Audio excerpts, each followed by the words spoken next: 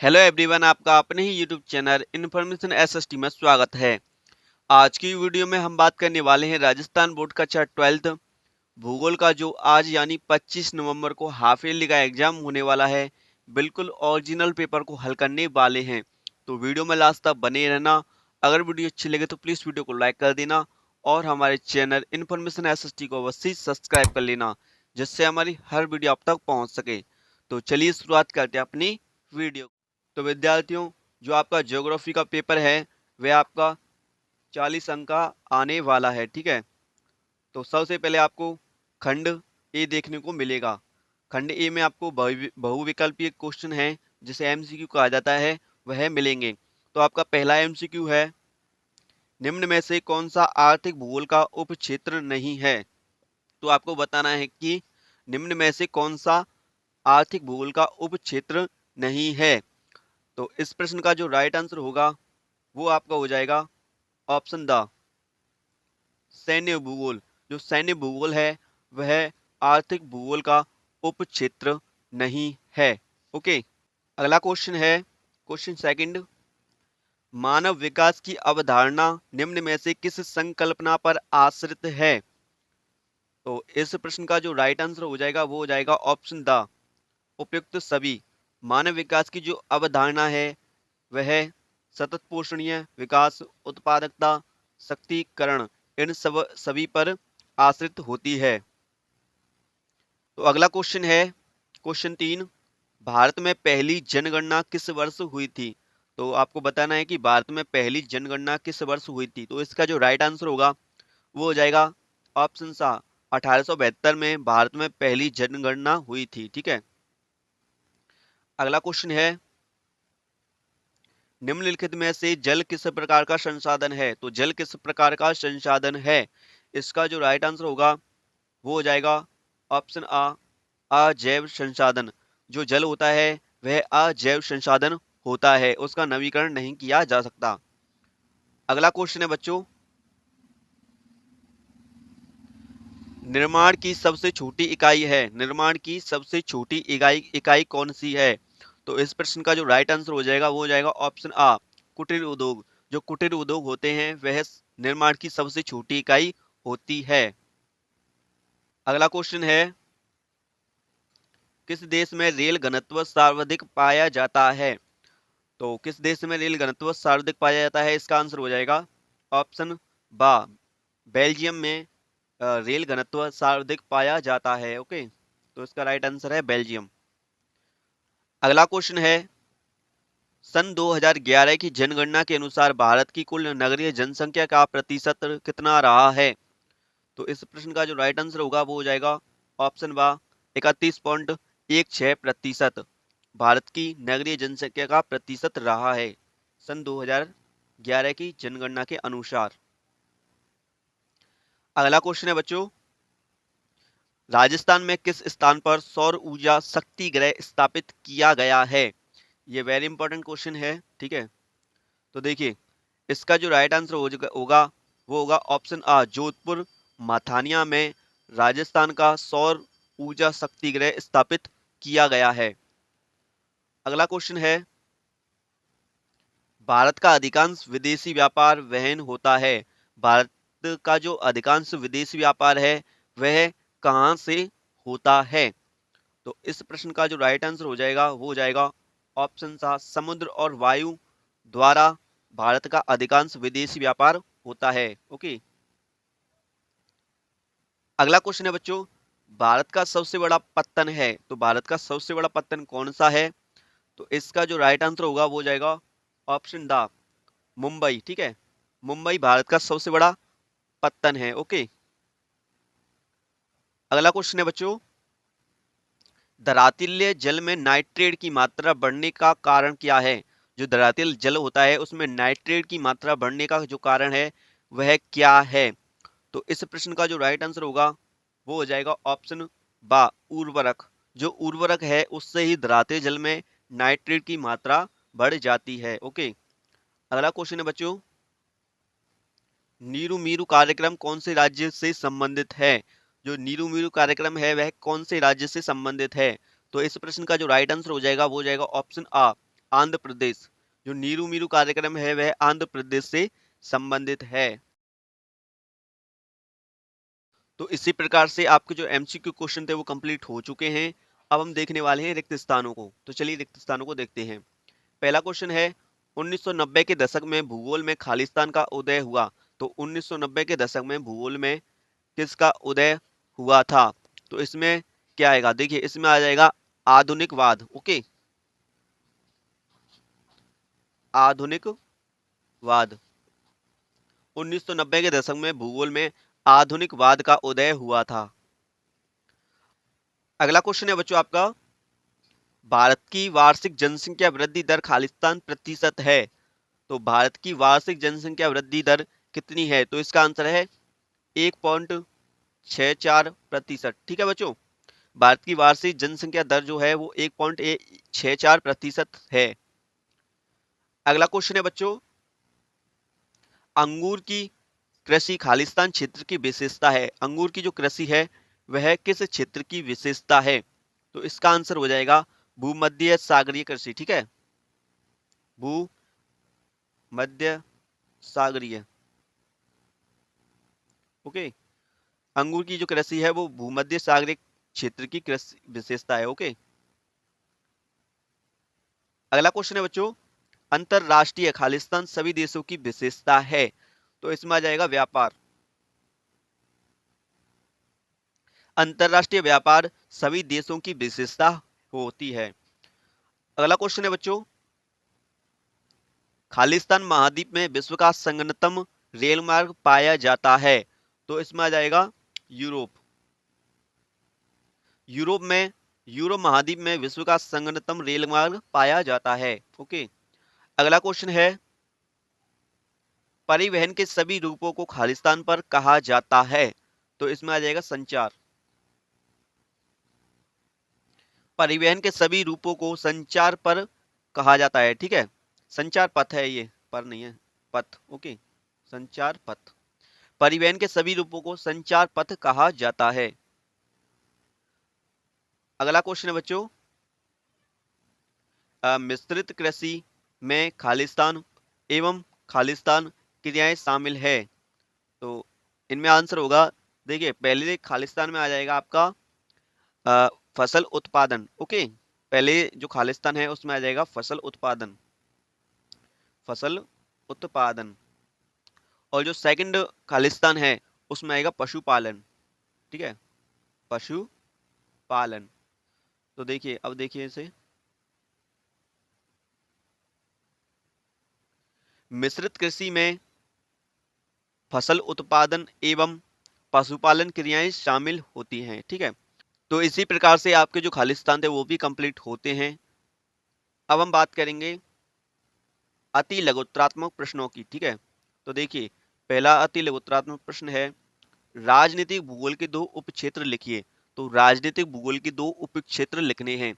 पहला उपक्षेत्र हो जाएगा निर्वाचन भूगोल। राजनीति भूगोल में निर्वाचन भूगोल। ठीक है, पहला निर्वाचन भूगोल, और सेकंड आप लिख सकते हो सैन्य भूगोल, सैन्य भूगोल। ठीक है, तो इस प्रकार से राजनीति भूगोल के दो उपक्षेत्र हो जाएंगे, निर्वाचन भूगोल और सैन्य भूगोल। अगला क्वेश्चन है, जनसंख्या वृद्धि किसे कहते हैं? आपको बताना है कि जनसंख्या वृद्धि किसे कहते हैं। तो देखिए इसका आंसर, किसी क्षेत्र में निश्चित अवधि के दौरान बसे हुए लोगों की संख्या में परिवर्तन को जनसंख्या वृद्धि कहते हैं। ओके, किसी क्षेत्र में निश्चित अवधि के दौरान बसे हुए लोगों की जो संख्या में परिवर्तन होता है उसे ही जनसंख्या वृद्धि कहा जाता है। अगला क्वेश्चन है बच्चों, राजस्थान के किन्हीं दो महानगरीय शहरों के नाम लिखिए। तो राजस्थान के किन्हीं दो महानगरीय शहरों के आपको नाम लिखने हैं। देखिए पहला हो जाएगा जयपुर, और सेकंड आप लिख सकते हो जोधपुर। ठीक है, ये राजस्थान के महानगर हो जाएंगे। ठीक है, अगला क्वेश्चन है बच्चों, भारत की दो सबसे अधिक प्रदूषित नदियों के आपको नाम लिखने हैं। तो भारत की दो प्रदूषित नदियों के नाम क्या हो जाएंगे? देखिए पहला हो जाएगा यमुना, यमुना। ठीक है, और जो सेकंड है वो हो जाएगी गंगा। भारत की दो सबसे प्रदूषित जो नदी हैं वो ये हैं यमुना और गंगा। यमुना जो है वह दिल्ली और इटावा तक एकदम गंदी है, और गंगा कानपुर एवं वाराणसी के मध्य में बहुत ही ज्यादा प्रदूषित हो चुकी है। अगला क्वेश्चन है बच्चों, जैव ऊर्जा से क्या तात्पर्य है?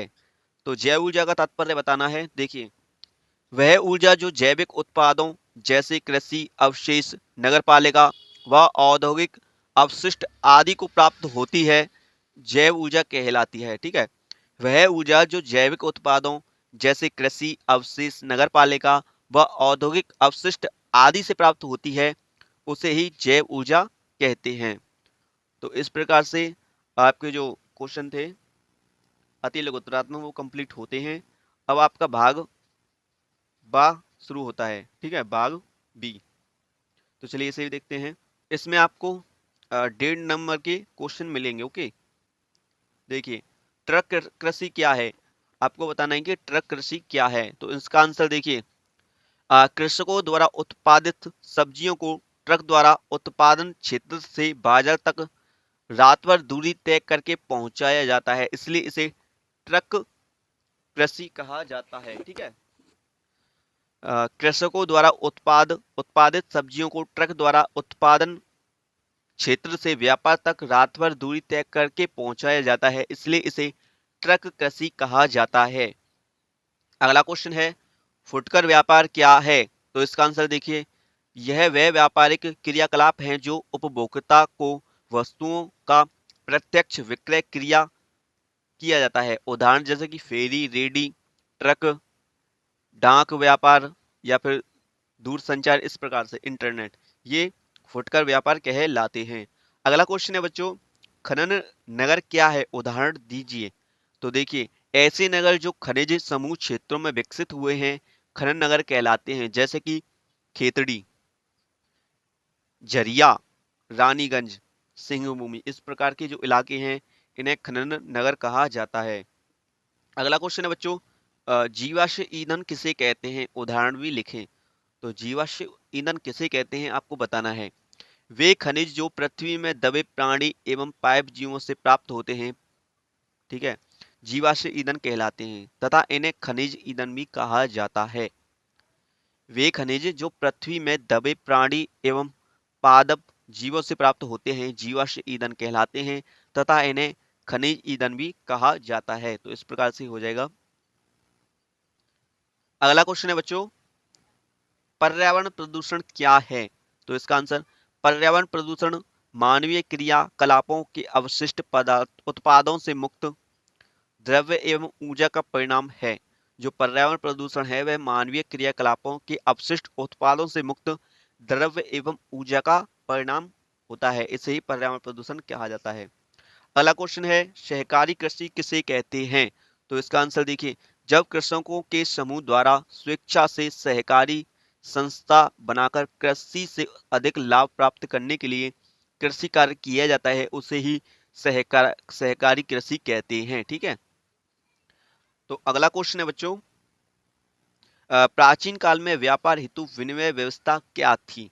तो देखिए इसका आंसर, प्राचीन काल में विनिमय व्यवस्था आदिम समाज से व्यापार का तरीका था जिसमें वस्तु के बदले वस्तु का आदान प्रदान होता था। यह व्यवस्था वर्तमान समय में गुवाहाटी के पास जॉन विल मेले में देखने को मिलती है। तो इस प्रकार से ये क्वेश्चन हो जाते हैं। अब आपका सेक्शन सी आता है, जो कि आपके दीर्घ उत्तरात्मक प्रश्न हो जाएंगे। देखिए इन्हें। प्रश्न 11 है, कृषि कारखाने किसे कहते हैं? देखिए, कृषि व्यापार फॉर्म में जो आकार में बड़े यंत्रीकृत रसायनों पर निर्भर एवं अच्छी संरचना वाले होते हैं कृषि कारखाने कहलाते हैं। इसका वित्त पोषण वह व्यापार करता है जिसकी मुख्य रुचि कृषि के बाहर हो। ठीक है, इसे ही कृषि कारखाने। ठीक है, एक बार और बोल देता हूँ, कृषि व्यापार फॉर्म जो आकार में बड़े यंत्रीकृत रसायनों पर निर्भर एवं अच्छी संरचना वाले होते हैं कृषि कारखाने कहलाते हैं। या फिर आप अथवा में कर सकते हो, अंतरराष्ट्रीय व्यापार के आपको लाभ लिखने हैं। अगला क्वेश्चन है क्वेश्चन 12, भारत में जल प्रदूषण की समस्या के निवारण संबंधी उपाय आपको लिखने हैं। ठीक है, आप लिख सकते हो या फिर आप अथवा में भी कर सकते हो। अ, देखिए, इंदिरा गांधी नहर कमान क्षेत्र में शत पोषण विकास को बढ़ावा देने वाले उपाय आपको बताने हैं। ओके, अगला क्वेश्चन आया है। अगला क्वेश्चन देखिए, क्वेश्चन 13। भारत में पेट्रोलियम व पेट्रोलियम उत्पादों का अधिक आयात होने के कारण लिखिए, लिखने हैं आपको। ठीक है, या फिर आप भू निम्नीकरण क्या है इसे कर सकते हो। इसके बाद आपका सेक्शन डी आता है। सेक्शन डी देख सकते हो आप। देखिए, नियोजन से क्या तात्पर्य है तथा नियोजन के दो उपागम कौन से हैं आपको लिखने हैं। ठीक है, या फिर आप अथवा में लिख सकते हो WECD से क्या समझते हैं। 25 प्रश्न 15 है, अंतःस्थलीय जलमार्ग से आप क्या समझते हैं। भारत की किन्हीं दो राष्ट्रीय जलमार्ग की विवेचना आपको करनी है। या फिर आप अथवा में कर सकते हो राष्ट्रीय महामार्ग विकास परियोजना की व्याख्या आपको करनी है। प्रश्न 16 है, दिए गए मानचित्र पर प्रमुख स्थलों को आपको दर्शाना है। देखिए, दिल्ली, श्रीनगर, कोची, गांधीनगर। ठीक है, अगला क्वेश्चन है क्वेश्चन 17 है, विश्व के रेखा मानचित्र में निम्नलिखित नगरों को अंकित कीजिए। तो देखिए, New York, Cape Town, London, Sydney. तो इसी प्रकार से आपका जो क्वेश्चन पेपर है वह कंप्लीट होता है। ठीक है, यह क्वेश्चन पेपर हमारे द्वारा बनाया गया था। यह प्रैक्टिस सेट मात्र है। ठीक है, तो आप इन्हें एग्जाम से पहले फेर कर अच्छे से देख सकते हो। ठीक है, और इस वीडियो को अपने मित्रों तक ज़्यादा से ज़्यादा शेयर भी कर देना। हम ऐसी वीडियो लेकर आते हैं और पॉलिटिकल साइंस हम पढ़ाते हैं 11th-12th को। तो ठीक है, तो आपको 11th-12th में पॉलिटिकल साइंस में अच्छे अंक चाहिए तो हमारे चैनल के साथ जुड़ सकते हो। ठीक है, आप हमारे चैनल को सब्सक्राइब भी कर सकते हो। तो मिलेंगे एक और नई वीडियो में, तब तक के लिए जय हिंद, जय भारत, वंदे मातरम। धन्यवाद। जय श्री कृष्ण, जय श्री राधे।